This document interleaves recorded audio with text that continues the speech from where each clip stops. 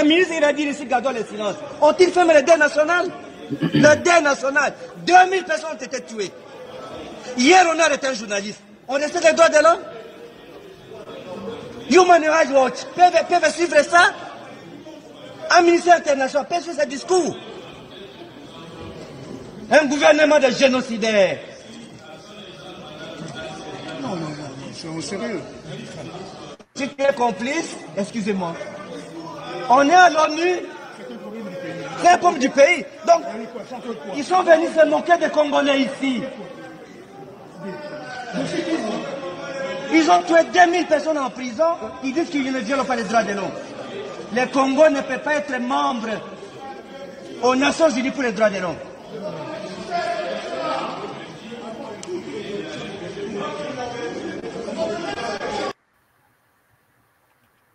Voilà, salutations le plus fraternel à tous les amis de la MAT, salutations le plus fraternel à tous les sympathisants de la MAT. Bienvenue encore une fois de plus dans la MAT officielle. Merci, merci de vous savoir si nombreux. Vous êtes là au son de ma voix. Merci beaucoup. Merci pour vos soutiens de près ou de loin. Et merci aussi à tous ceux-là qui se sont abonnés dans la MAT officielle et à ceux-là qui vont encore nous rejoindre. Merci à vous. Merci. Laisse que la paix qui surpasse toute intelligence garde vos cœurs ainsi que vos pensées. Merci beaucoup. Que la bénédiction du Très-Haut découle de vos vies. Voilà. À ce net moment là où vous vous retrouvez, nous vous disons un grand merci. Abonnez-vous encore ici dans la MAT officielle. Humblement, nous vous le demandons. Bien-aimés, aujourd'hui encore, nous allons partager. Merci beaucoup à tous ceux-là à tous les amis qui nous font confiance. Et grâce à vous, au jour le jour, nous sommes là et pour parler. Voilà. D'accord. Donc, tous ensemble, nous allons un peu discuter, nous allons partager autour de deux sujets. Voilà. Autour de deux sujets. Mais nous allons essayer d'épingler encore un point avant de vous donner le deux sujets. Nous allons parler de cette affaire 513 députés. Affaire 513 députés qui bouscule un peu la RDC à ce net moment. Nous allons aussi en parler. Et toujours en parlant de cette affaire, vous allez vous rendre compte qu'il y a un kamikaze qui fait déjà la une. Vous comprenez? Il s'agit là, je ne sais pas moi, d'un certain, un soi-disant prophète. Voilà. Qui a travaillé pendant 10 mois comme étant député national, député provincial et sénateur. Vous comprenez? Mais la question que nous allons nous poser ici dans la MAT, est-ce qu'un homme peut s'élever? Un citoyen lambda peut s'élever un jour comme ça et décider d'aller plonger dans la même piscine et avec des députés ou les sénateurs, sans pour autant qu'il y ait l'appui quelque part. Donc, nous disons, l'affaire de cet homme-là, ou soi-disant prophète qui a travaillé pendant 10 mois, nous disons que des hommes très haut placés de la République sont derrière cette affaire. Parce qu'on ne peut pas comprendre un homme. Déjà, je signale ici que ce n'est pas un prophète. Voilà, pour certaines personnes, on parle d'un faux prophète aussi, mais je dis que ce n'est même pas un faux prophète. Parce que même dans la Bible, lorsqu'on parle de faux prophètes, il y en a des critères qui accompagnent un faux prophète. Donc, vous comprendrez que ce monsieur n'est ni prophète, et sur quoi ni un faux prophète. Vous comprenez? C'est juste un kamikaze utilisé par certains hommes politiques pour leurs intérêts et ils l'ont placé là-bas. Donc, ce monsieur a travaillé pendant 10 mois. Pendant 10 mois. Donc, nous allons revenir par rapport à cette affaire encore. Et nous allons essayer un peu tous ensemble de comprendre bien cette affaire. Mais voilà, parce qu'il n'y a qu'au Congo où l'on peut se réveiller comme ça et croiser le problème de ce genre. Voilà. Et quand nous parlons de ces choses, nous avons un peu mal au cœur. Parce que cela démontre en suffisance que l'État est tellement faible à un niveau où on peut y avoir des usurpations au jour le jour. Mais je dirais ici, le problème, ce n'est pas seulement ces soi-disant prophètes-là qu'on insulte de gauche à droite. Mais il y en a aussi des hommes reconnus aujourd'hui qui sont dans la rue, qui travaillent comme étant des autorités aujourd'hui, mais qui travaillent sous une usurpation, qui travaillent mais dans l'usurpation. Il n'y a pas que ces messieurs. Parce qu'aujourd'hui, le monde, c'est comme si le monde voulait s'acharner de m'apporter quoi il y a pour la bouteille. Mais il n'y a pas que lui. Au Congo, il n'y a pas que lui. Essayez un peu de fouiller, vous allez comprendre qu'au Congo, il n'y a pas que lui. Il y en a même des personnes que vous connaissez bien, mais qui travaillent par usurpation. Ils occupent des postes qui ne les appartiennent même pas. Donc, ce n'est pas seulement ces messieurs ici qui se levaient dès bon matin et devenir député, un kamikaze. Un kamikaze. Donc, moi, je dis, si cet homme s'est levé de lui-même pour s'injecter là-bas, se faire, je ne sais pas moi, député, national, provincial, sénateur, c'est que on parle de courageux dans le monde, mais ce monsieur, c'est le dernier cri de courageux. Donc, si cela ne dépendait que de moi, cet homme ne va pas mériter la prison. Cet homme ne doit pas mériter la prison. Au contraire, l'on doit, c'est-à-dire que même dans la culture générale de la RDC, on doit étudier ces messieurs. C'est-à-dire dans la culture générale du Congo, lorsque les élèves vont faire des examens d'État, il faut qu'il y ait des questions concernant ces messieurs. En quelle année où un monsieur, un citoyen s'est levé pour s'infiltrer dans le milieu politique et devenir sénateur, député national et député provincial. Donc cela doit faire objet d'une, c'est-à-dire que dans la culture générale, on doit poser cette question. C'est-à-dire que c'est le dernier cri de courageux. Là, on parle de courageux, mais voilà le dernier cri de courageux, c'est ces messieurs. S'il s'est levé de lui-même, s'il est devenu par usurpation, c'est que c'est le dernier des courageux. Parce que souvent, des choses comme ça, on les trouve que chez les hommes politiques. Soit il n'a pas été élu, mais on est obligé de le mettre là-bas. Soit il était ici, soit il occupe des fonctions fantômes. Donc, il n'y a que des hommes qui sont déjà connus. Mais voir un citoyen qui n'est pas connu du public devait occuper 3 fonctions. Donc, ça veut dire que c'est un courageux à un niveau 0. Mais moi, je vous dis qu'il y en a des hommes derrière lui. Essayez de fouiller, vous trouverez qu'il y en a des hommes politiques, il y a certains caciques derrière lui qui ont créé ces manœuvres et ils l'ont placé là-bas. Aujourd'hui, nous parlons de 513 députés, alors que dans l'Assemblée nationale, il est prévu 500. C'est 500 qui est prévu dans l'Assemblée nationale. C'est 500 qui est prévu. Là, nous avons maintenant 513. Les 13 là, où sont-ils sortis? Donc, au Congo, au jour le jour, on dort, on se réveille. Il y a des films qui se créent et le peuple ne comprend absolument rien du tout. Tout simplement parce que ces hommes politiques, ça, ils le savent, qui sont en face d'un peuple distrait, un peuple passionné de la distraction. Et ils sont là en train de faire leurs aventures. Donc, ils savent qu'ils ne seront jamais inquiétés. À aucun moment, ils seront inquiétés. Ils peuvent filipender l'argent de la République comme ça. Donc, ça ne sert à rien. L'argent de la République, c'est pour eux. C'est pour eux. C'est pour leur famille. Voilà, pendant ce temps, vous êtes là en train de croupir dans la misère. Et ils vont jouer avec les deniers publics, l'argent de l'État, l'argent des contribuables. Voilà, ils en font, voilà n'importe quel usage. Tout ce qu'ils veulent, ils font. Ils ne seront jamais inquiétés, ni par la population, ni par qui que ce soit.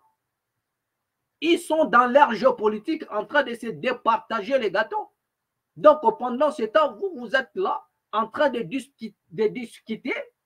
Voilà, les musiciens, ils ont fait ceci, non, Petit Fali a fait cela, nanani, nanana. Voilà, donc continuez comme ça. Et ils sont là en train de mettre leur plan en marche. Et c'est le peuple qui est dupé. C'est le peuple qui est trompé. Parce que nous avons des faux dirigeants dans la République démocratique du Congo. Nous avons des faux politiciens, des politiciens qui ne travaillent pas pour l'amour du Congo. Donc nous allons en parler. Voilà, cette affaire-là, nous allons en parler. Voilà, donc aujourd'hui, bien aimé, nous allons parler de M. Frank Diongo. Donc nous allons parler de M. Frank Diongo. Nous allons, comment dirais-je, parler du déplacement de Frank Diongo. Voilà, donc ça parle déjà de gauche à droite. Nous allons essayer aussi d'en parler ici. Et voilà, encore deuxièmement, nous allons aussi parler de ce qui se passe du côté de l'Est, aux alentours de Walikale. Voilà, les combats, ils s'acharnent là-bas. Donc, nous allons ensemble avec vous voir ce qui se passe du côté aux alentours de Walikale. Voilà. Donc, tout à l'heure, là, vous venez de voir la vidéo de M. Frank Diongo. Voilà, M. Frank Diongo, ça, c'est une vidéo qui date à de pas longtemps. Vous vous souvenez que non, le Congo avait besoin d'avoir un siège, voilà, pour les droits de l'homme du côté des Nations Unies. Et vous avez vu la présence de Frank Diongo et puis certains Congolais qui étaient présents pour dire non. Et vous avez vu la réaction de Frank Diongo. Il a dit non, le Congo ne peut pas avoir un siège pour les droits de l'homme, pour une simple raison, c'est qu'au Congo, on tue. Et il a évoqué le massacre de prison de Makala. Et nous tenons à rappeler, messieurs les ministres, que jusque-là, nous attendons voir les réactions. Je vous ai dit que nous sommes dans une république où l'on tourne toujours à la page des événements. Lorsqu'il s'agit de massacres, on va tourner. Il y a des bruits pendant quelques jours. Après, on tourne la page. Donc, nous avons signalé ici dans la boîte officielle que nous allons veiller sur ces sujets. Ce qui s'est passé du côté de la prison de Makala. Du côté de la prison de Makala, nous veillons sur ça et nous attendons voir ce qui va se passer à la suite des temps. Nous voudrions que la justice nous éclaircisse sur ce point. Nous voudrions voir des commanditaires. Le peuple a besoin de connaître les commanditaires de ces plans et des militaires qui ont massacré la population. Parce que jusque-là, nous n'avons pas un procès qui est ouvert. Parce que les militaires qui ont tiré sur la population, ils sont connus, ils doivent être connus. Ils doivent être connus. Et plus loin encore, des commanditaires de ce qui s'est passé à la prison de Makala. Nous attendons cela. Nous n'avons pas oublié. Nous n'avons pas. Les familles entendent. Ils entendent. Ils veulent voir comment est-ce que la justice de la République va fonctionner. Parce que maintenant, là, messieurs Constant Mutamba s'est donné maintenant, je crois, le pouvoir de tout faire. Il donne des injonctions, même sur des magistrats, c'est-à-dire qu'il donne tout, et les injonctions, il instruit, il fait tout. Il a aujourd'hui le plein pouvoir. Donc, à un moment donné, on se pose la question, est-ce que lorsqu'on est ministre de la Justice, on a le plein pouvoir sur tout ce qui est juridique? Est-ce que lorsqu'on est ministre de la Justice, on a le plein pouvoir et sur le magistrat, et sur, je ne sais pas moi, des procureurs, et sur tous ces corps-là? Parce qu'il semble que M. Constant Mutamba exerce, donc je ne sais pas moi, pour certaines personnes, il parle de l'excès des ailes. Pour d'autres aussi, il est en train de faire, d'usurper un peu. Il n'a pas le plein pouvoir, mais il confond des choses. Donc là, nous attendons ce qui va se passer à la suite des temps. Je parle ici des événements de Makala. Au moins, ce qui s'est passé dans la capitale, on aura besoin d'avoir la lumière. Et plus loin encore, ce qui s'est passé c'est-à-dire au bureau Parce qu'on nous a dit que monsieur le ministre a été empoisonné. Donc nous avons tous compati comme étant des humains. Mais nous attendons la lumière sur ces points. Ne vous en faites pas, messieurs. Nous attendons voir. Vous avez tous les... C'est-à-dire que vous avez tout à votre possession. Vous avez tous les moyens possibles pour mener des enquêtes, pour remonter la filière. Il y a des caméras. Il y a eu des gens qui sont rentrés pour empoisonner son bureau. Mais il y a des caméras là-bas. Donc, c'est-à-dire que nous voulons voir la justice. Ce qui s'est passé du côté de la prison de Makala et ce qui s'est passé dans la prison et au bureau du monsieur le ministre, parce qu'on nous dit qu'il était empoisonné. Nous avons tous compati, mais nous attendons voir ça. Donc je disais que M. Frank Diongo s'était rendu aussi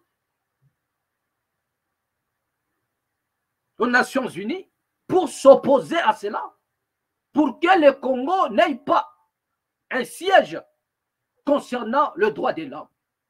Mais voilà ce que nous disons. Parce qu'à un moment donné, nous ne comprenons pas des choses. Nous disons que même y a-t-il pas de critères pour qu'une nation puisse avoir ne fût-ce qu'un siège aux Nations Unies, peut-être sur le droit de l'homme. Lorsqu'on dit qu'un tel pays, c'est un pays des droits de l'homme, quels sont les critères? Y a-t-il pas de critères? Mais là, on se pose la question maintenant. Voilà, entre nous posons les problèmes.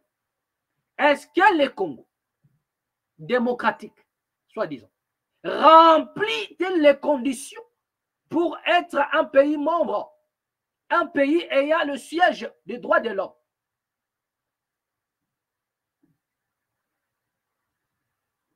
Donc, je réitère en disant, nous avons posé les problèmes.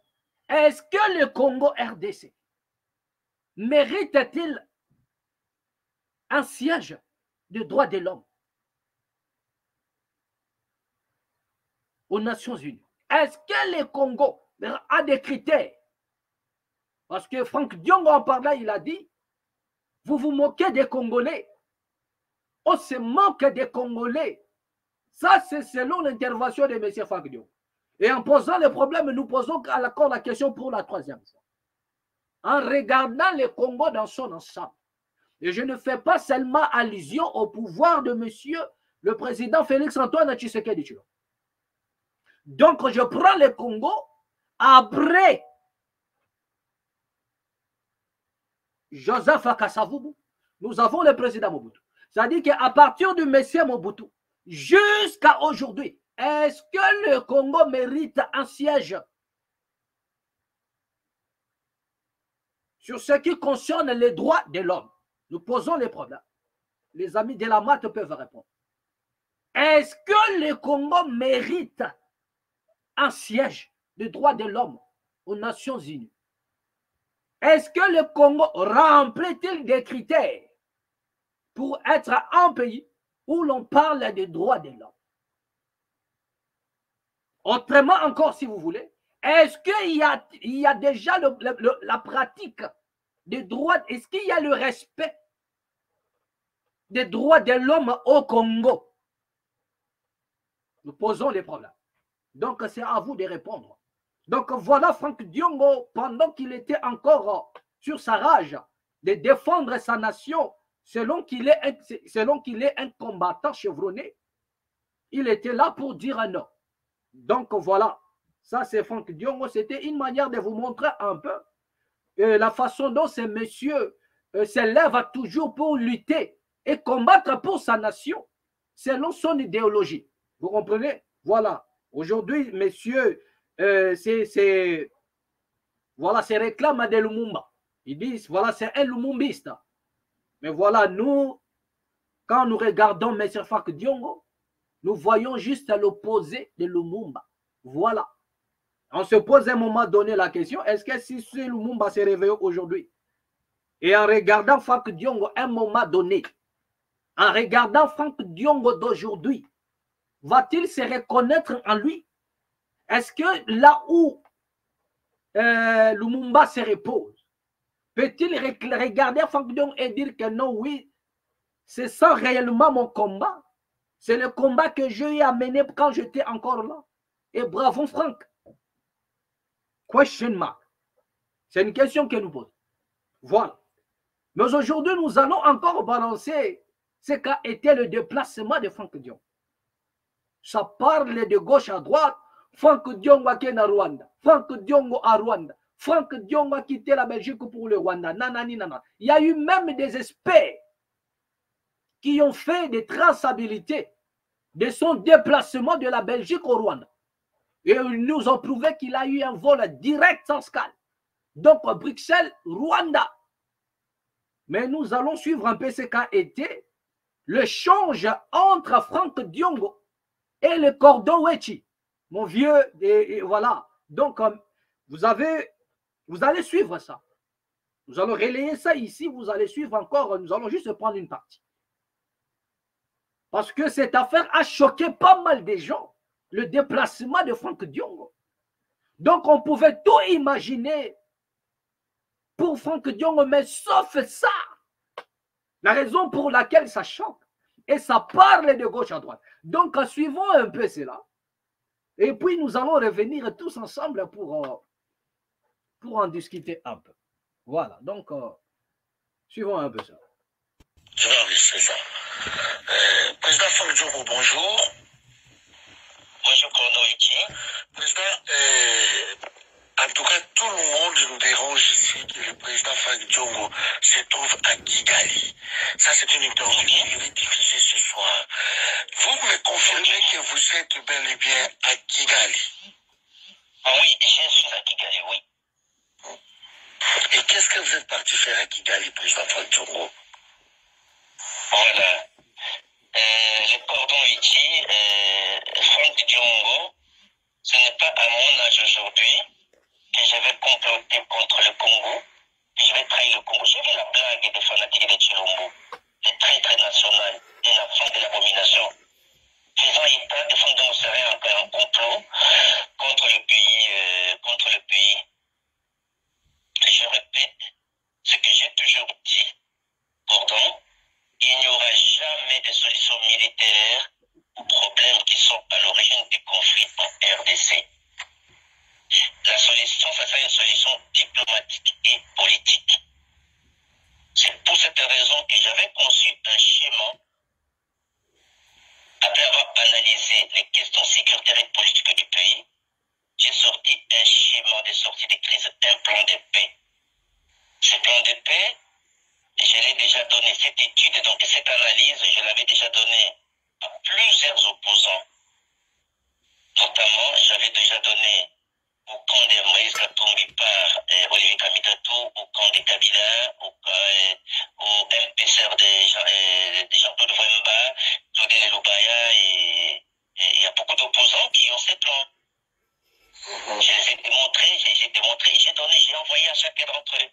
Donc, c'est dans cette logique-là que j'ai pris mon bâton de pèlerin comme un des plus vieux opposants de la République, comme on était avec Papa Tshisekedi, pour essayer de rencontrer les différents responsables de différents pays impliqués dans la crise ou qui peuvent influencer à la sortie de la crise ou à la recherche de la solution. C'est pour cette raison que j'avais commencé d'ailleurs. Je ne te dis pas ce que j'ai fait en Europe, en France, et en Allemagne, et ainsi de suite. J'ai commencé du côté africain, j'ai commencé par l'Angola. L'Angola, pourquoi? Parce que l'Angola, il y a eu l'échec de Luanda. Il fallait que nous expliquions à l'Angola quelle est la situation de la nature de la crise et quelles sont les voies de solution. Parce que l'opposition armée incarnée par Nanga, ils ont leur schéma, les solutions. Le gouvernement illégitime de Chilombo a les solutions, mais la solution de l'opposition non armée, démocratique, n'est pas sur la table. Donc, même si les autres opposants vont compléter, vont enrichir, moi, comme pionnier, je suis en train d'expliquer le bien fondé de mon plan et de la recherche de la solution, que les schémas des opposants non armés, pacifiques, soient sur la table. C'est à cette logique-là que j'ai commencé en Angola, et je suis en Russie. Je vais continuer selon l'agenda de ceux qui vont me recevoir. Et Burundi, qui est de l'âge de Chilombo, Burundi, après Burundi, il y a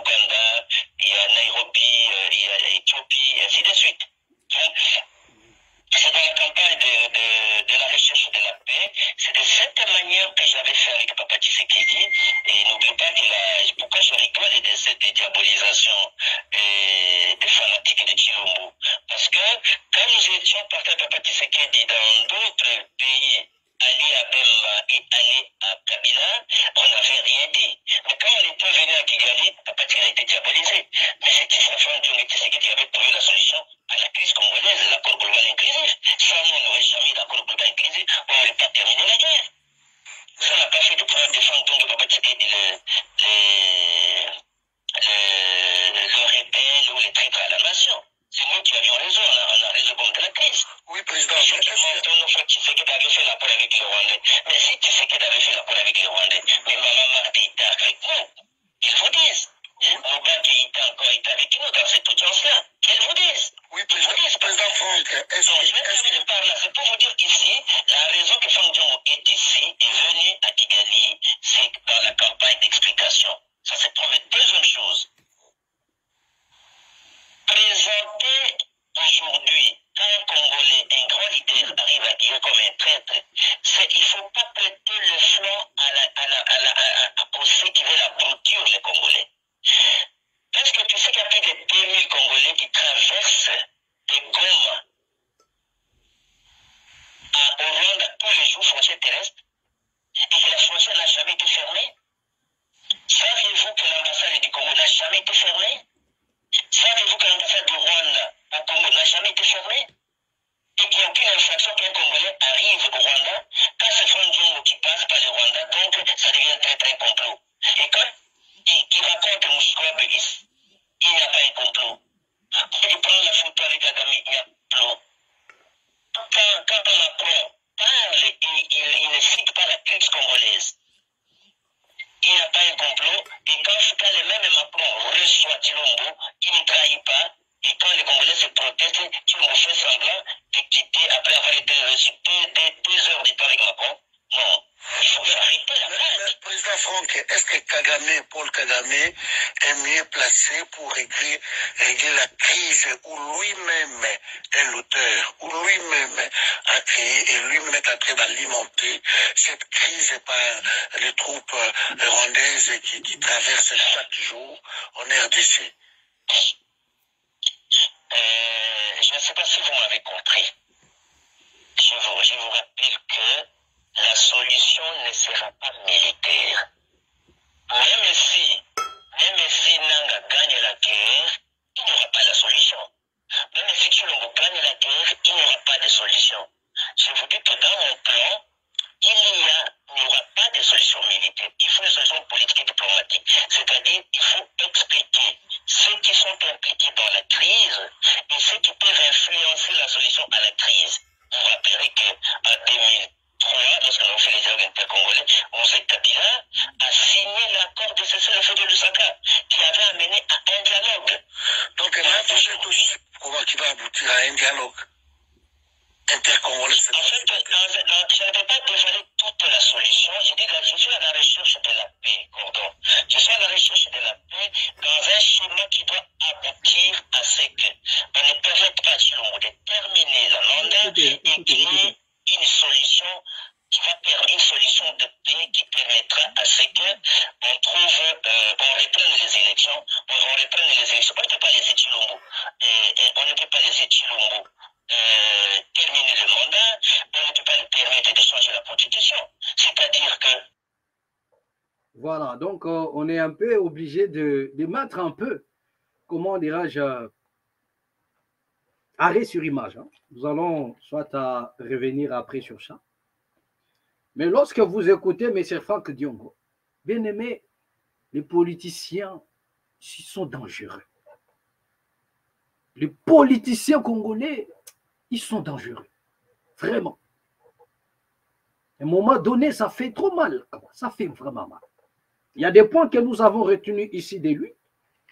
Et nous allons tous ensemble les partager. Et nous allons poser des problèmes, ne vous en faites pas. Parce qu'à un moment donné, on doit comprendre que les politiciens congolais sont à la recherche de leur bien-être. Lorsque tout va mal, lorsque tout va bien, donc le peuple aussi, lorsque tout va bien pour eux, Voilà ce que j'allais dire. Lorsque tout va bien pour un homme politique congolais, là, le Congo aussi va bien. Mais lorsque tout va mal là pour lui, individuellement, tout va mal là pour les Congos. Ça, c'est le mode opératoire des hommes politiques, la quasi-majorité des hommes politiques congolais. Voilà. Lorsque il est bien positionné, le pays va bien. Nous connaissons déjà votre maladie, votre mode opératoire. Lorsque tout va bien pour un politicien congolais, le Congo aussi va bien. Mais lorsque tout va mal là pour lui, il ne se retrouve pas politiquement, il n'est pas positionné comme il faut, comme il se doit, comme il a désiré, il devient soit un dissident, ou soit vous entendrez vous dire qu'il est opposant. Donc ils n'ont jamais été opposants par idéologie, mais ils sont dans l'opposition. Pourquoi? Parce que il ne s'est pas retrouvé quelque part. La majorité, c'est cela. Il devient dissident. Et vous attendez plus loin, il est opposant. Alors que c'est un dissident. Donc, c'est un insatisfait, quelqu'un qui n'a pas été positionné. Demain ou après-demain, je suis opposant. Mais lorsqu'il se retrouve aux affaires, tout va bien. Voilà le mode opératoire des hommes politiques. Vous vous souviendrez ici, messieurs, Franck Diongo, lorsqu'il est sorti de la prison, parce qu'il faudrait un peu relayer des choses. Mais ce Franck Diongo, sortant de la prison, il était là, donnant les éloges au président Félix Antoine Tshisekedi. Il a donné les éloges, les vidéos, ils sont là. Il a donné les éloges. Et voilà. Et comme dans la politique en Afrique, et au Congo en particulier, lorsqu'une personne vous fait faveur, vous donne une faveur, vous devriez aussi en retour rendre la monnaie. Voilà. Donc, du côté du pouvoir, c'est comme si M. Franck Diongo était un ingrat. Pendant qu'il était en prison, le président Tshisekedi l'a sorti de la prison et il devrait en principe lui être reconnaissant jusqu'à la fin. Mais les choses, ça tournait comme ça tournait. Pour M. Franck Diongo aussi, je ne peux pas vous soutenir comme ça. Je dois me positionner parce que moi, je suis Franck Diongo. J'ai un nom dans ces républiques. Donc, je dois me positionner quelque part. Vous devriez me positionner. Vous allez, c'est la raison pour laquelle M. Franck Diongo a soutenu M. Tshisekedi. Et après, il ne s'était pas retrouvé. Aucun poste, rien du tout. Non. Obligé de faire ce que les Quinois appellent Chitasima. Abeti Chitasima. Pour rejoindre maintenant l'opposition. Pour brandir maintenant le ticket d'un opposant. Parce qu'il s'était déjà rendu compte que non, je ne serai pas dans le bitin. Donc, je dois me revêtir encore de cet habit de l'opposition. Voilà. Parce que je vous ai montré ici l'image, premièrement, de Franck Diongo aux Nations Unies. Mais à un moment donné, je pose la question. Parce qu'ils sont allés pour accuser maintenant, donner des contre-vérités pour s'opposer à la démarche du gouvernement en place. Mais retenez encore une chose, que lorsqu'on peut se rendre là-bas, aux Nations Unies pour accuser la République, mais comprenez que vous êtes en train d'accuser la République chez des gens qui sont en train de comploter et même contre la République. C'est ce que les Congolais ne comprennent pas, certains politiciens congolais ne comprennent pas. Voilà. Donc, M. Franck Diongo a fait des bruits aux Nations Unies sans pour autant comprendre.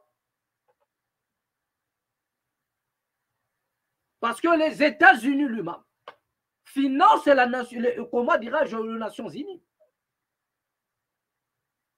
L'ONU est financée d'abord par le, comment dirais-je, par les États-Unis à 45%.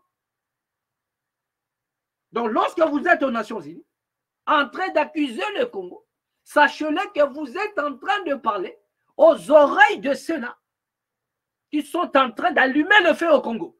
Voilà ce que nous disons ici. Vous êtes en train de parler aux oreilles des caciques qui allument le feu. Parce que autant qu'ils sont aux Nations Unies, il y en a en majorité maintenant certaines nations qui allument le feu au Congo. Et pire encore, ce sont eux qui décident sur toute chose.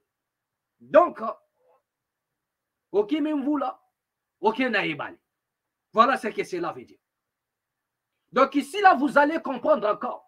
Mais si un cordon, comment dirais-je, mais c'est Fak Diongo parle. Je disais tantôt, ça fait pitié. Le monsieur a parlé.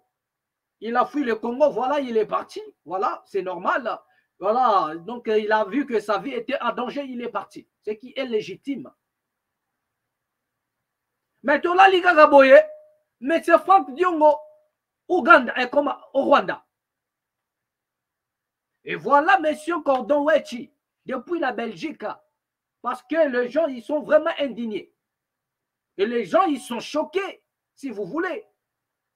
Le monsieur Cordon Wechi a appelé Franck Diongo pour avoir une confirmation. Il dit, est-ce que vous êtes à Kigali? Il les confirme, vous avez entendu. Il dit, oui, je suis bel et bien à Kigali. Zambeziki. Moi qui regarde. Eh, ma supporter, c'est ma gang. Zambeziki, ma supporter, c'est ma gang. Eh, Franck Diongo, tu es où? Je suis à Kigali. Eh. Mais pour ceux-là qui ont suivi l'intégralité de cet échange entre Franck Diongo, M. Franck Diongo et Cordon Wechi, vous allez comprendre que Cordon Wechi n'a pas été satisfait. Il faisait ce qu'on appelle en français les redites. M. Cordon Wechi faisait les redites. Donc il revenait sur le même question en même temps. Parce que, donc, on ne peut pas justifier cela. Et la question que nous nous posons maintenant, que M. Franck Diongo a quel poids politique actuellement? M. Franck Diongo, il a fait un nom, oui, mais politiquement, quel est le poids politique de M. Franck Diongo actuellement?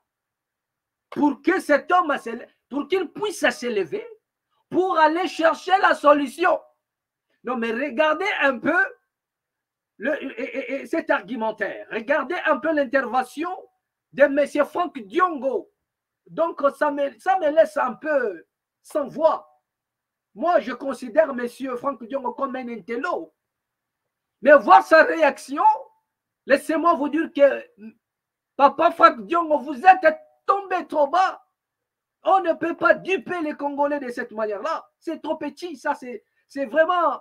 Ça, c'est trop petit, ça. Vous devrez peut-être hausser encore les niveaux. Disons pas que vous n'avez pas les niveaux. Mais sur cette affaire, j'ai dit bien, sur cette affaire, vous devrez hausser les niveaux. Parce que la façon dont vous avez répondu et la façon dont vous voulez convaincre les Congolais de votre déplacement, laissez-moi vous dire que les Congolais, la quasi-majorité des Congolais ne sont pas convaincus. Ça, c'est une vérité absolue.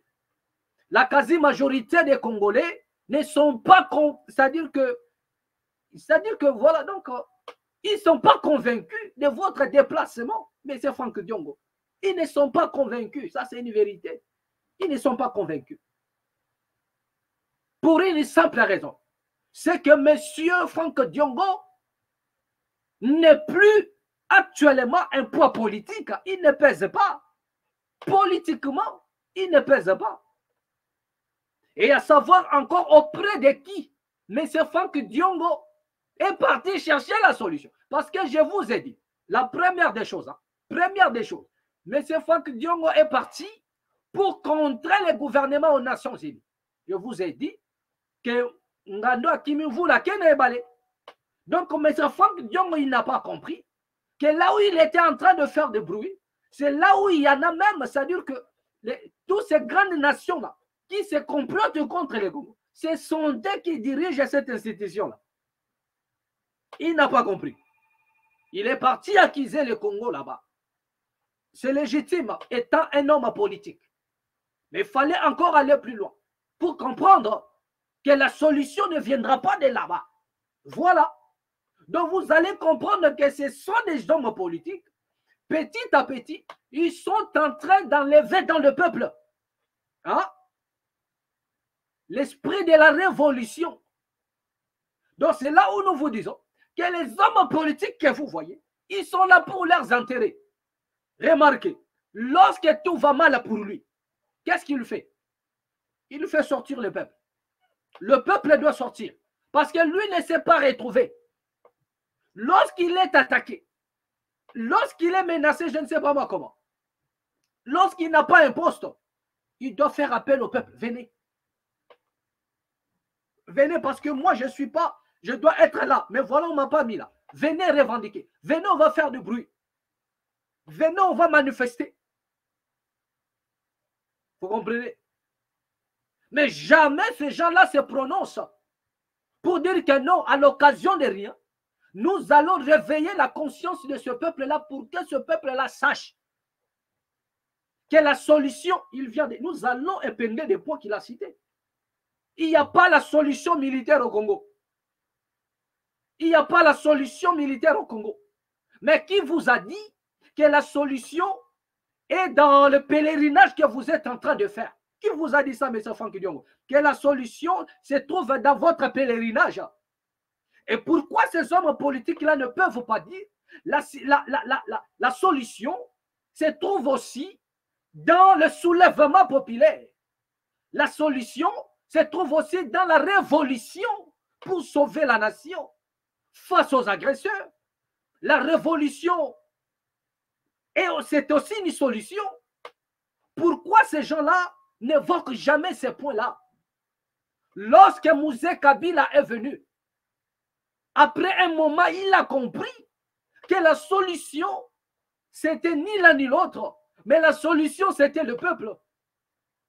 Monsieur Laurent Désiré Kabila a compris que la solution, ce n'était pas le pèlerinage. Non, c'est monsieur a circulé le monde, mais il a encaissé seulement des problèmes envers lui. Kabila, le père aussi, avait sillonné le monde à un moment donné. Mais il s'est rendu compte au fur et à mesure, il sillonnait le monde. C'était des problèmes qui lui collaient à la peau. Mais à un moment, il avait compris. Tongo, ce monsieur avait déjà compris. Très tôt le matin, il a compris que la solution, c'était le peuple.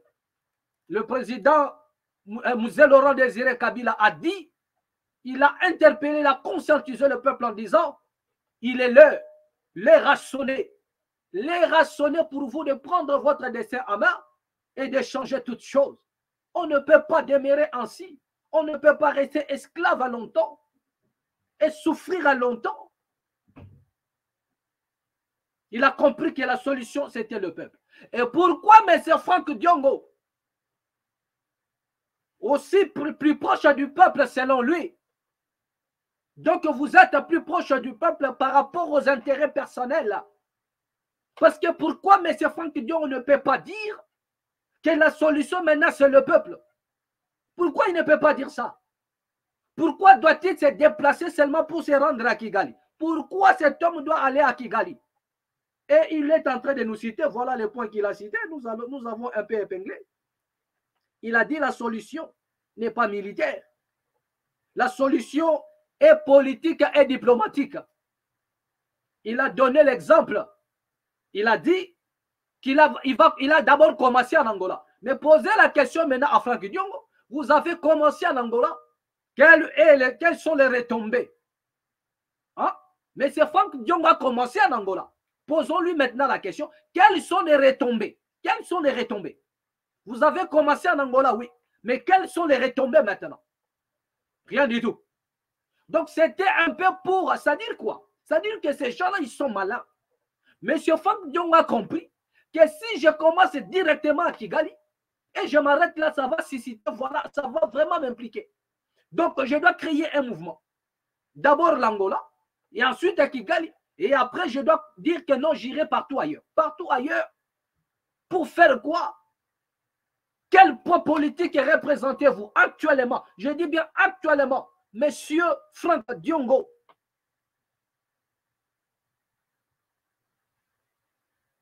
quel poids politique représentez-vous? D'ailleurs, à ce que je sache, vous n'avez jamais été un ministre, même un ministre. Un député, oui. Mais actuellement, vous avez fait un temps, Franck Diongo, nous connaissons la force de frappe de Franck Diongo. Mais parlons-en. Disons-nous la vérité. C'est-à-dire que M. Franck Diongo a quel poids politique actuellement? À quel poids politique actuellement? Quel est même le lobbying qui est derrière Franck Diongo pour les soutenir dans sa démarche? Quel est ce lobbying-là? Si c'était Fayoulou, on peut dire que oui, il y a un peu, voilà, certains démocrates, je ne sais pas moi, au niveau des États-Unis, il y en a quelqu'un, voilà, il est soit au niveau des Canada, États-Unis, Martin Fayoulou, quand même, voilà, il y a un lobbying un peu derrière lui. Parce qu'il représente quelque chose. Mais actuellement, messieurs, est là tout seul, comme un Magellan, Christophe Colomb, en train de sillonner au nom de la RDC. Soi-disant, il veut trouver la solution. Et il a même cité l'exemple en disant que c'est ce que Papa Tshisekedi a fait pour trouver l'accord global et inclusif qui a mis fin à la guerre. Mais vous allez comprendre, cette affaire-là a ramené au partage du pouvoir. Donc, ce qui veut dire que M. Franck Diongo est à la recherche de postes. Donc, il avance des arguments qu'il implique directement dans ce qu'il est en train de cacher. Parce qu'il a donné l'exemple de Papa Tshisekedi. Papa Tshisekedi lui-même ne s'est pas retrouvé aux affaires. Papa Tshisekedi, il dit, voilà, Papa Tshisekedi, nanani, nanana. Mais il a mis fin à la guerre. Nous avons eu 1+4. Nous avons eu 1+4. Ça dit, c'était le partage du pouvoir. C'était le partage du pouvoir. Mais si tel est le cas, pourquoi opposez-vous maintenant à Martin Fayoulou, qui au moins lui, il ne s'est pas déplacé pour aller du côté du Rwanda, mais il parle de la cohésion nationale. Parlons à la maison, entre nous. Il parle de la cohésion nationale. Mais vous avez dit qu'il est allé, monsieur Franck Fayoulou, il est parti commander le président Tshisekedi. Donc, à un moment donné, ces messieurs, lorsqu'on appelle aigle, bah, tout au moins a raison. Donc, j'ai l'impression qu'à la manière dont on voit les choses, nous allons revenir dans la pensée de Martin Fayoulou. Nous allons revenir dans ça. Je dis bien la manière dont on voit les choses. Hein. Parce que actuellement, les politiciens, beaucoup se sont opposés à l'idée de Martin Fayoulou, mais ils sont en train de faire la même chose, mais sous une autre forme. Monsieur Franck Diongo nous dit, il est à la recherche de la solution. Mais attends, qui est derrière vous?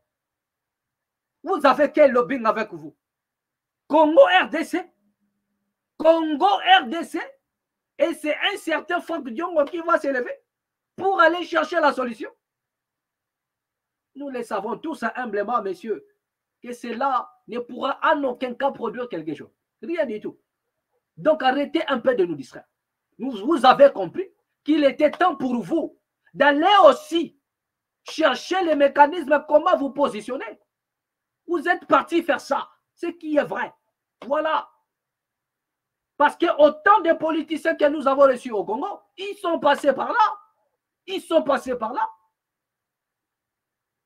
Tous ces politiciens-là, la majorité de ces politiciens-là, ils sont passés par là. Et vous le savez bien, la raison pour laquelle vous avez aussi décidé. Donc, ce n'est pas la peine de venir ici cracher sur le président de la République Tshisekedi. Ce n'est pas la peine. Parce que vous aussi, vous voulez passer par là. Ce n'est pas la peine de dire qu'il est le marionnette du Rwanda. Mais vous aussi, vous partez faire quoi? Parce que jusque-là, vous n'avez convaincu personne, messieurs. Vous ne représentez actuellement, je dis bien, vous ne représentez rien du tout. Politiquement parlant, vous n'avez plus le poids. Mais votre nom, vous avez fait un nom. Mais politiquement, vous ne représentez rien, papa. Vous ne représentez que dalle. Mais obligé de nous embourber pour nous dire que non, tiens, voilà, je suis parti faire ceci, faire cela. Rien du tout, papa. Rien du tout. Vous êtes parti pour être pistonné d'une manière ou d'une autre, comme les autres. Il y a des gens que nous avons connus dans la politique congolaise qui sont venus tout droit du Rwanda, qui ont été parrainés par le Rwanda. Donc, vous n'allez pas nous dire les contacts que je suis parti chercher la zone. Et Cordon Ouetti vous a posé une très bonne question, papa. Comment pouvez-vous nous dire que je vais chercher la solution? Mais auprès de qui? Auprès de celui qui est accusé d'avoir allumé le feu au Congo. Mais attendez. Si Kagame allume le feu au Congo pour ses intérêts, vous allez lui dire quoi? D'éteindre le feu? Et au retour, qu'est-ce que vous avez? Parce que même si vous parlez de la solution politique et diplomatique, ça va aboutir toujours aux accords. Et vous avez quoi à proposer? Qu'est-ce que vous avez à proposer? Parce que le Congo est occupé. Croyez-vous qu'un occupant peut laisser un territoire parce qu'un monsieur a bien parlé? Les Rwandais occupent la RDC, donc il va abandonner la RDC parce que Frank Diongo sait parler. Qu'est-ce que vous aurez à donner en échange? Qu'est-ce que Frank Diongo va donner en échange pour obtenir la solution pour la RDC? Qu'est-ce que vous allez donner? Donc, voilà des choses que vous devriez nous dire. Qu'est-ce que vous allez donner? Qu'est-ce que d'ailleurs il va dire quoi? Non, messieurs, et libérer notre pays. Qu'est-ce que vous allez dire que les Congolais n'ont jamais dit au Rwanda? Parce que vous étiez aussi parmi ceux-là qui condamnaient les Rwandais. Mais qu'est-ce que vous allez dire qui n'a jamais été dit pour le cas de la République démocratique du Congo? Qu'est-ce que vous allez avancer là-bas au nom du Congo? Déjà, vous irez étant que qui? Parce que vous n'êtes ni aux affaires. Vous êtes en exil. Je ne connais pas dans l'histoire un exilé qui est parti trouver la solution pour une nation. À moins que vous soyez Indira Gandhi. Mais lui, il était un homme atteinte de la spiritualité à un niveau au cadre. Vous êtes différent. Vous n'êtes pas Indira Gandhi. Vous ne pesez pas. Le peuple ne se reconnaît pas actuellement en Frank Diongo, c'est ça. Parce que Indira Gandhi, là où il s'est retrouvé, mais le peuple, ils étaient loin, mais ils évoquaient l'esprit d'Indira Gandhi. Mais vous, les Congolais ne se reconnaissent pas en Frank Diongo. Donc vous allez engager qui là-bas dans vos pourparlers? Dans les pourparlers. Non, je m'avais cherché la solution. Mais ce que vous avez fait en Angola, qu'est-ce que ça produit? Rien du tout. Qu'est-ce que ce monsieur a dit encore? Il va aller vers le Rwanda. Il ne va pas s'arrêter au Rwanda. Jusqu'aux pays qui sont impliqués. Quels sont les pays impliqués? Il va aller aussi voir les dirigeants des pays impliqués au Congo RDC. Et après, il va aller encore plus loin, voir maintenant ceux qui ont de l'influence pour influencer des pays impliqués afin qu'ils arrêtent. Non, mais il faut que Diongo, de quoi vous nous parlez, vieux? Vous venez de la Belgique. Ils ont une influence. Ils peuvent influencer les Rwandais. Pourquoi n'avez-vous pas commencé d'abord en Belgique? Qu'est-ce que vous avez déjà fait en Belgique? Qu'est-ce que vous avez? Parce qu'il dit qu'il ne va pas s'arrêter là. Il va aller voir les dirigeants des pays impliqués. Et plus loin, il va aller voir les pays qui ont de l'influence, qui peuvent influencer les pays impliqués et qui arrêter le massacre au Congo. Mais pourquoi n'avez-vous pas commencé en Belgique? Pourquoi n'avez-vous pas commencé d'abord en Belgique? Parce qu'en réalité, ça devrait commencer en Belgique. Commencez d'abord par voir les gens qui peuvent influencer. Ensuite, lorsque vous allez vous rendre au Rwanda, au moins vous aurez le soutien de la Belgique. Mais il a commencé directement Angola, Rwanda, après il va finir chez eux. Mais attendez. Donc, croyez-vous que le Congo, c'est votre maison? Que vous pouvez, comme ça, vous levez dire que non, bon, voilà, nous allons mettre les cripsages ici, et puis voilà ce que vous allez faire. Vous allez ordonner aux maçons de les faire. Le Congo. Et vous le savez bien, on ne vous apprend rien.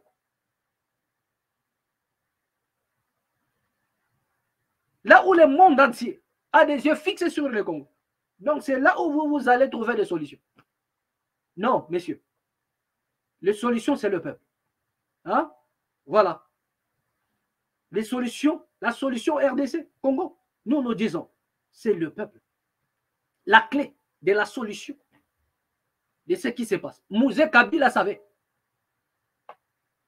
que la solution, c'était le peuple. Donc, arrêtez de nous embourber encore. Arrêtez. Nous avons compris votre jeu. Vous avez, et ce monsieur a compris qu'il est temps pour lui aussi de manger. Il est temps pour lui aussi d'aller quémander. Parce que c'est là où la majorité de ces hommes politiques, là, ils passent. Pour avoir des postes, pour diriger. Donc, il est allé aussi chercher sa recommandation.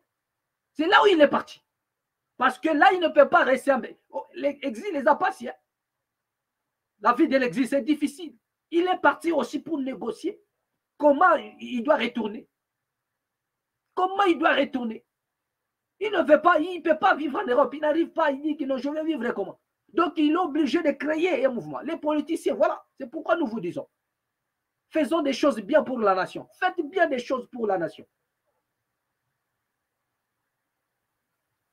C'est difficile pour un homme politique de vivre en exil. Hein. C'est trop difficile. Vous avez les gens qui ont laissé, qui ont presque, voilà, les gens comme de, comment dirais-je, l'ancien premier ministre, Papa Kengo Wadondo. Pourquoi il n'est pas parti vivre, je ne sais pas moi, en Europe? Où il vit au Congo.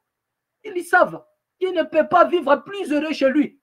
Il ne peut pas. Il n'y a pas un seul endroit où un homme politique peut vivre heureux que chez lui. Regardez le cas de Dadis Kamara, Moussa Dadis Kamara. Il a accepté de venir se faire arrêter parce qu'il ne pouvait pas rester longtemps. C'est difficile pour un homme politique.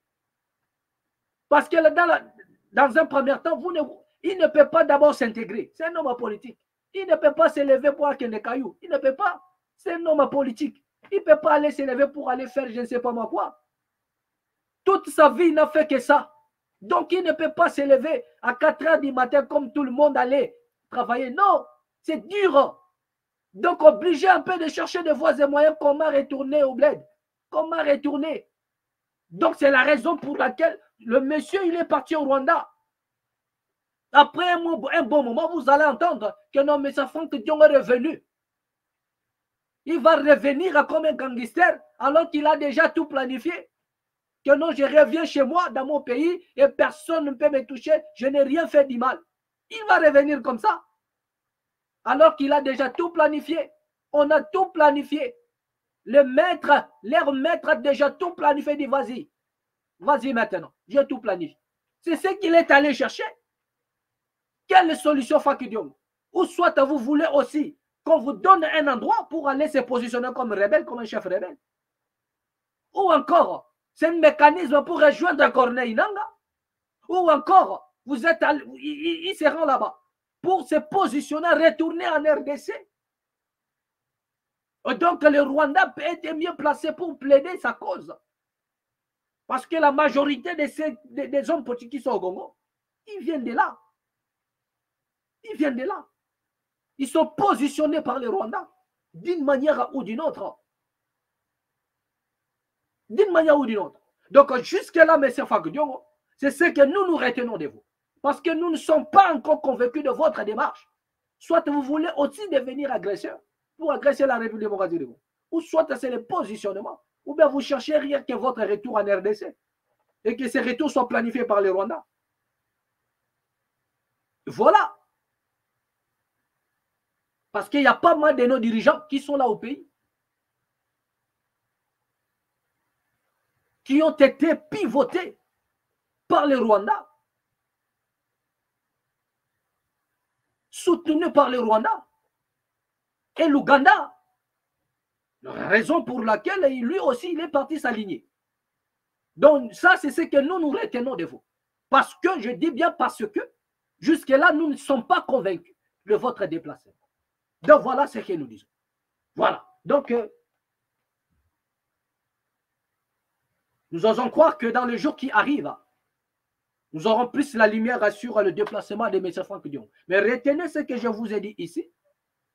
Vous allez voir l'un de ces 4 matins. Voilà. Donc, nous allons bientôt finir à notre... Nous allons bientôt finir. Voilà. Qu'est-ce que nous avons là par rapport à toujours en République démocratique du Congo. Voilà.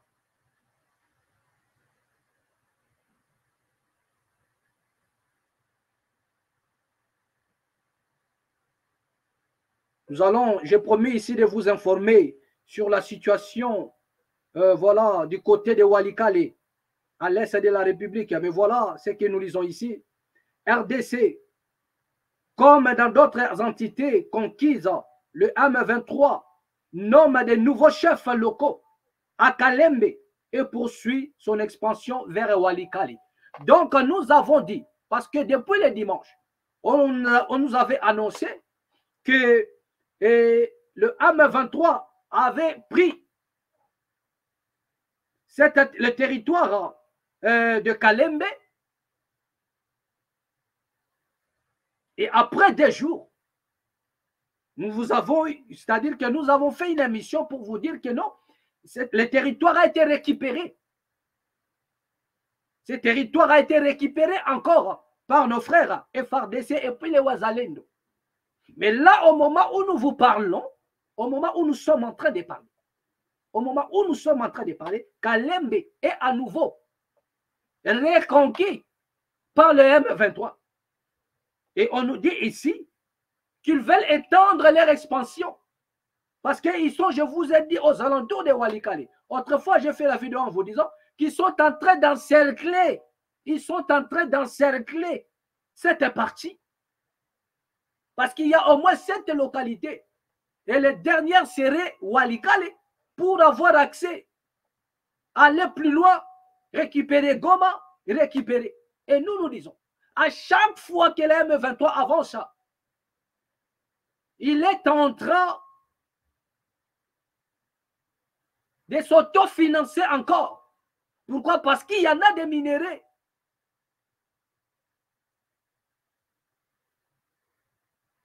Et là, ils sont en train encore de s'autofinancer. Et c'est pourquoi ils s'achètent encore des armes pour combattre les militaires congolais. Mais qui est derrière tout ça?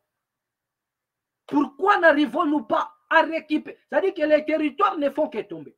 Mais à l'allure où vont les choses, si une résistance n'est pas détail, parce que le président de la République nous a dit que pour attaquer le Rwanda, on n'a pas besoin d'aller au Rwanda. Rien qu'à partir de Goma, on atteint Kigali et Félix et Kagame à Kotizamba.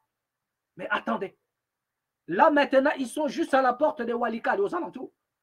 Moi, je crois que le Rwanda serait encore trop loin parce que nous avons de quoi attaquer le Rwanda à partir de Goma. Donc déjà, commençons par le M23 qui sont là. Commençons déjà par les M23 qui sont là à côté. À moins que cela est à la Kadiosha.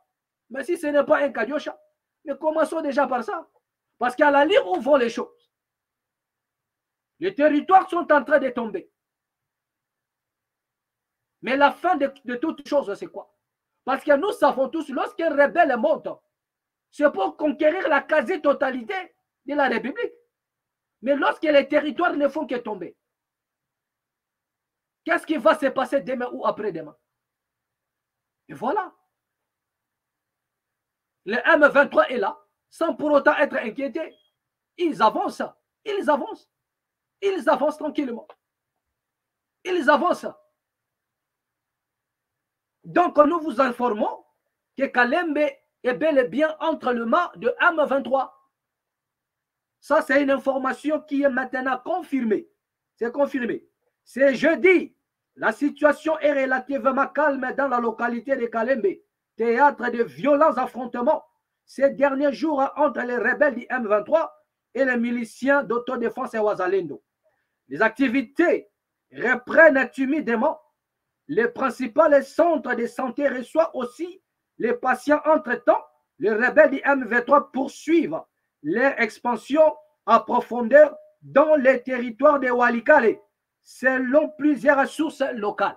Donc, selon plusieurs sources locales, le M23 serait déjà dans la localité de Walikale. Là où est né Willy Michiki. Donc, je crois que Willy Michiki doit nous informer, nous instruire là-dessus. Comment c'est fait que, voilà, Walikale est tombé. Parce que nous allons revenir sur ça. Parce qu'il y en a des vidéos où il est Miché qui déclarait être en connivence avec des rebelles. Et il parle avec des rebelles.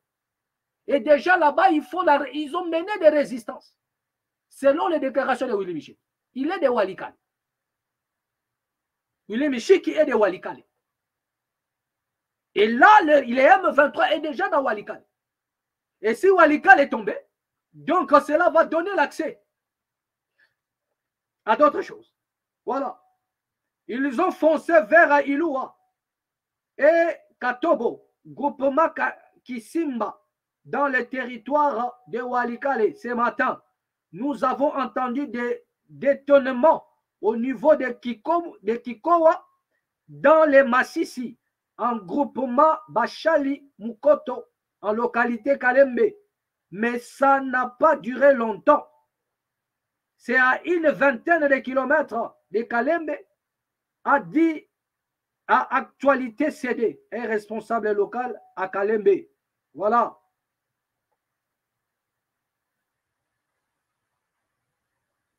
Nous continuons à déplorer cette avancée de l'ennemi pour Walikale. Nous craignons des violations des droits de l'homme, l'exploitation illicite des ressources, le déplacement de la population et la convoitise des notaires, comme c'est le cas déjà à Massissi, Ruchuru, Niragongo, Lubero, a indiqué Fiston Misona, président de la société civile de Walikale. Mais là, vous comprenez que on nous balance dans l'incertitude dans les communiqués. Mais je vous dis que ces militaires de M23 est bel et bien dans Walikale. Il est bel et bien dans Walikale, il y a des affrontements. Mais dans les jours qui arrivent, nous aurons la lumière sur tout ça. Nous aurons la lumière sur tout ça.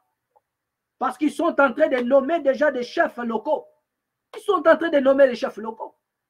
Donc comprenez déjà, la législation qui est là-bas, ce n'est pas la même législation avec le reste de la République démocratique du Congo. De ce qui veut dire, il y a déjà des pays, il y a déjà des territoires, il y a des pays maintenant. Il y a des pays maintenant. Mais où allons-nous avec tout ça? Où allons-nous? Quelle sera la fin de toutes choses? Et pendant ce temps, le Franck Diongo, il part encore au Rwanda pour chercher la solution. Pendant qu'il part au Rwanda, voilà les territoires sont en train de tomber. Donc la solution qu'il lui appelle, il dit diplomatique, c'est quoi? Parce que diplomatique, c'est dialoguer, c'est parler. Et en parlant, tu dis quoi? Tu proposes quoi?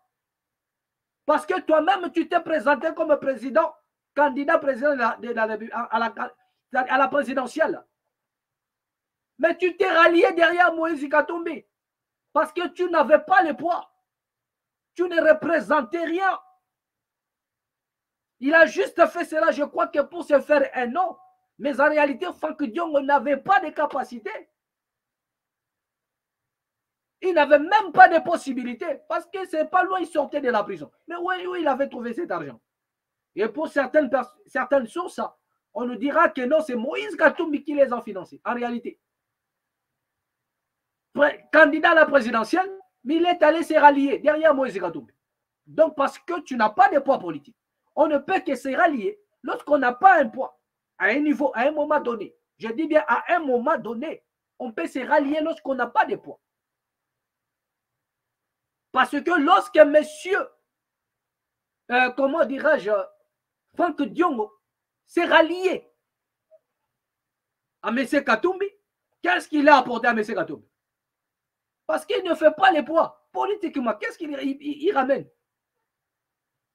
Sur le plan popularité, il ramène quoi? 0, je ne sais pas moi quoi. Sur le plan financier, il ramène quoi? Ça déjà, c'est 0 jusqu'à l'infini. Donc, c'est ici que nous allons mettre un point final. Parce qu'à un moment donné, lorsque ça monte, ça fait mal de voir la nation sombrer jusqu'à ce point. Et le Congo est en train de sombrer. La nation est en train de nous échapper au jour le jour. Et pendant ce temps, la jeunesse, dans la distraction, dans la musique, dans la consommation abusive d'alcool. Où allons-nous? Où allons-nous? Merci à tous ceux-là qui nous ont suivis. C'est ici que nous allons mettre un point final. Vous étiez au son de ma voix. Merci pour votre présence. Merci. Abonnez-vous dans la mat officielle. Et à nous revoir prochainement au prochain numéro. À moi.